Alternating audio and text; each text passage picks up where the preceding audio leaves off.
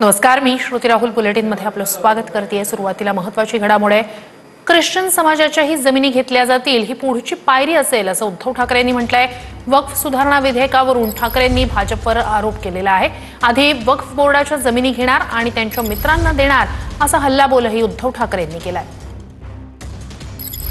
वक्फ बोर्डाचं पहिलं एक त्यांनी पुढे केलं की वक्फ बोर्डाकडच्या जमिनी पहिल्या घेणार आणि त्यांच्या मित्रांना देणार।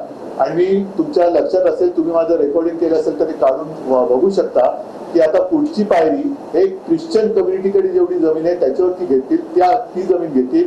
बौद्धांकडे काय असेल, शीख माझ्या बंधूंकडे बांधवांकडे असेल, जैनांकडे असेल, हिंदूंकडे आहे, हिंदू देवस्थानांची जी आहे, अनेकांना असं वाटतं की ही संस्थानं बरीचशी सरकारकडेच आहे। देवस्थानची जी जमीन आहे ती जमीन सुद्धा हे आता काढतील आणि मोक्याच्या जमिनी यांच्या मित्रांना देतील। म्हणजे कोणत्याही समाजाबद्दल यांना मनामध्ये प्रेम नाहीये, यांचं प्रेम हे यांच्या मित्रांपुरतं आहे आणि ते सुद्धा जमिनीवरती आहे। या मोक्याच्या जागेच्या जमिनी काढून यांच्या मित्रांना द्यायच्या। मग ते आता काय होतं की आधी मुस्लिमांकडच्या काढल्या का तुम्ही हिंदू काय बोलणार, आम्ही त्यांच्याही काढल्या असं नाही, पण हे सगळे रांगेमध्ये काढणार आणि सगळे यांच्या दोस्ताला देणार, त्याला आम्ही विरोध